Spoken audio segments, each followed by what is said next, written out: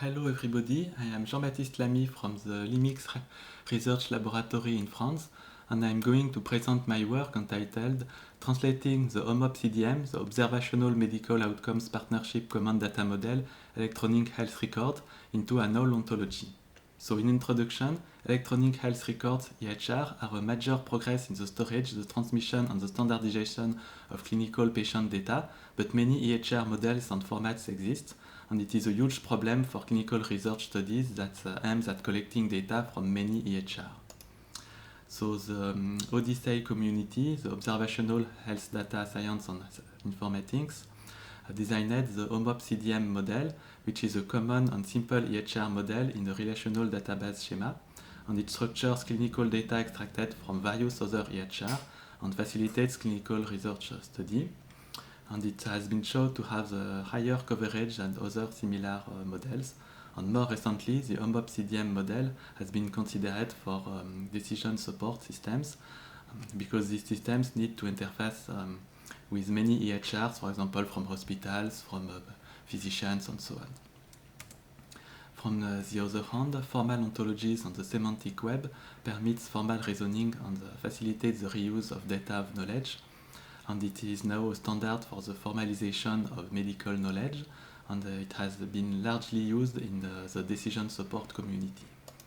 Here we will propose an owl ontology translation of the OMOP CDM model with decision support in mind, so the objective is not to be fully compatible with the OMOP CDM database, but rather to ground on the experience of the OMOP CDM for designing an EHR as a formal ontology.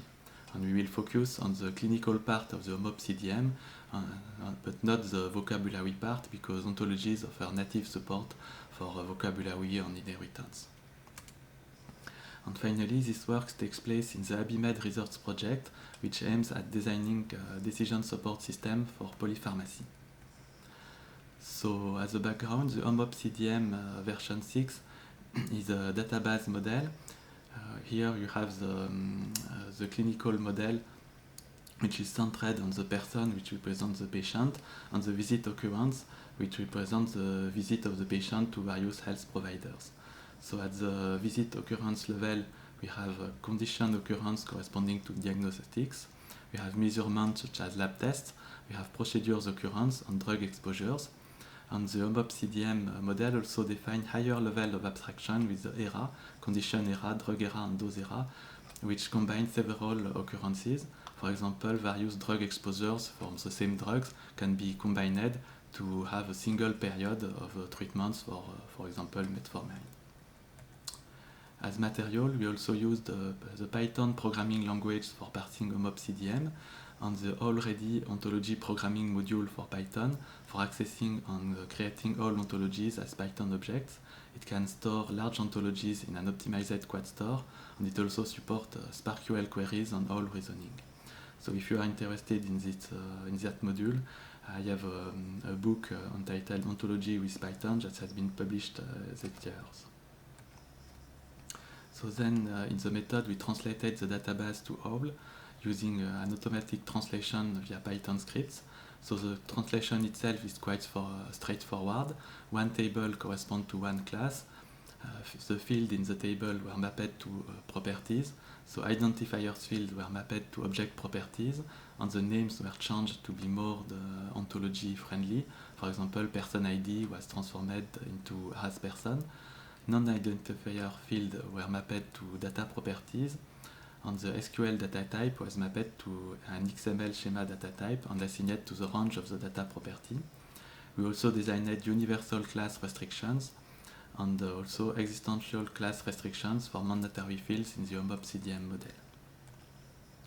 And in that translation, we encountered two main problems. The first one is that inheritance was absent from the database model, and the second problem is that the direction of the relation are often dictated by the relational model.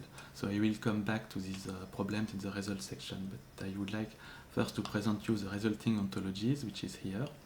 So it includes 49 classes and more than 200 properties.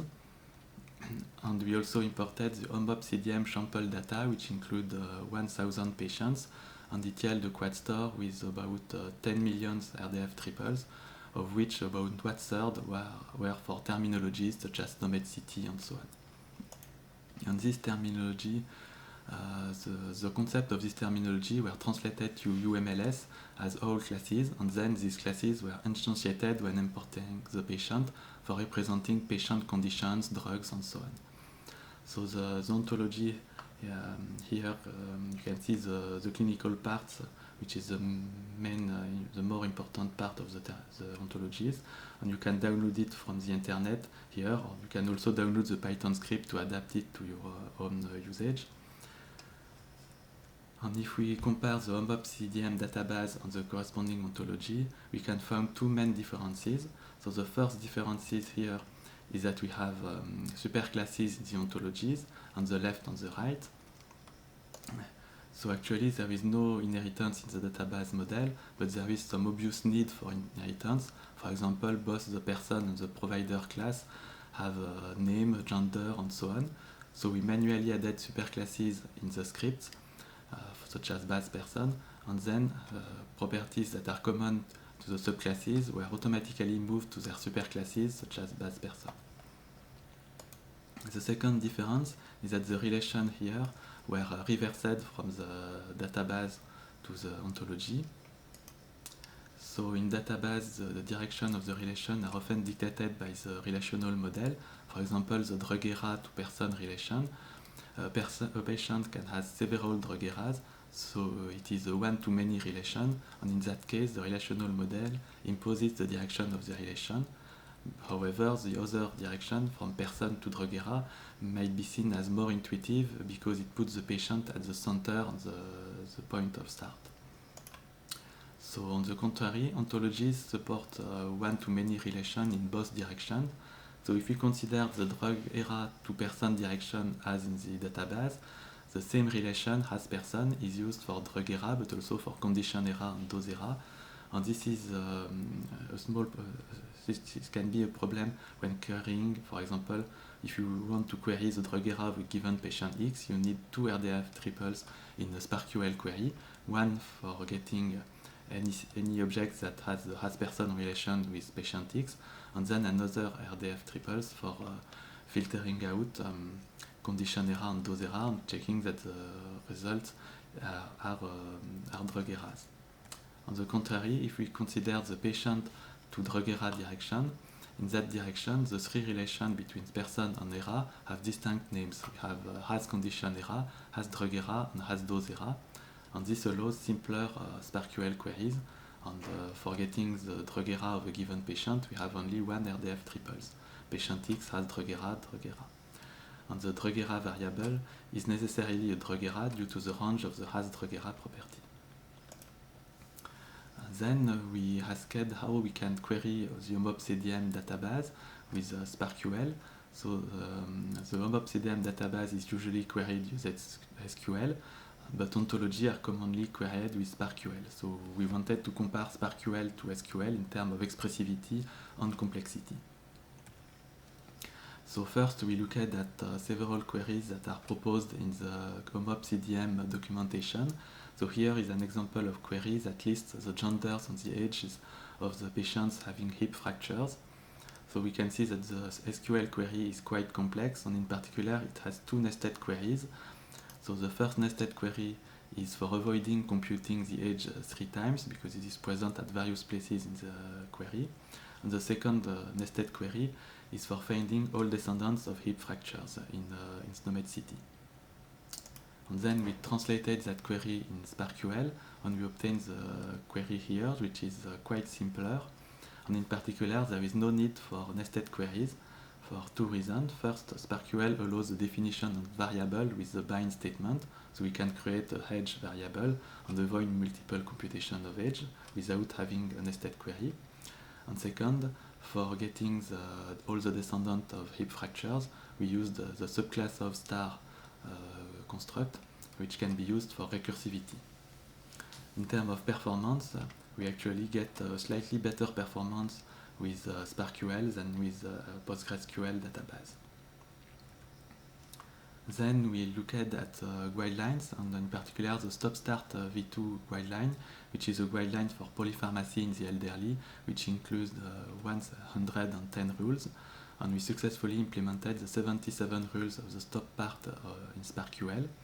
So here is a simple rule for stopping digoxin for patients with heart failure. So we have a part of the rules that check for digoxin, which is an ATC code, and the second part check for the heart failure with the SNOMED CT code. In terms of execution time, we can execute the 77 rules in less than 1 second for a given patient, so it is quite good. Here is a more complex example of rules from Stop-Start. The rules consist of stopping aspirin for patients with a past history of peptic ulcer disease without a concomitant PPI. So the rules first check for the presence of aspirin, and we have a union that checks for the 3 ATC code for aspirin, because aspirin has actually 3 different ATC codes. Then we have a part that search for peptic ulcer disease. And finally, we have filter not exist parts that check for the absence of concomitant PPI. So we found that filter not exist was actually very convenient for checking for the absence of a condition or a treatment. And in SQL you can do such search, but they are slightly more complex. On the contrary, SparkQL lacks the in SQL operator, so here we were forced to use union for aspirin. On the contrary, in SQL we could use the in operator, which would slightly simplify the request. So as discussion, the HOMOP-CDM was initially developed for facilitating clinical studies, but we found that it is also useful for clinical decision support, and in particular the high-level abstraction, the ERA, were highly interesting for decision support. For example, they allow to compute the drug treatment durations, which is sometimes used by rules in guidelines. Second, the use of ontologies for structuring EHR is particularly relevant for decision support because we have smaller volume of data compared to clinical studies. In most situations, we focus on one patient. On the contrary, we have more complex semantics that are facilitated by the use of ontologies. Third, previous old translation of HOMOP-CDM were limited to older versions and to raw database translation, and we proposed an automatic script for the translation. And in particular, the fact that it is an automatic script will facilitate the future update for future version of HOMOP-CDM, and also the adaptation to the need of the various researchers. And finally, our perspectives are the use of the ontology for decision support in polypharmacy, and also the development of tools for importing standard formats such as HL7 and FHIR in the proposed ontologies. So here is my email for questions and remarks, and the download links for the ontology and the Python script, and I would like to thank you for your attention.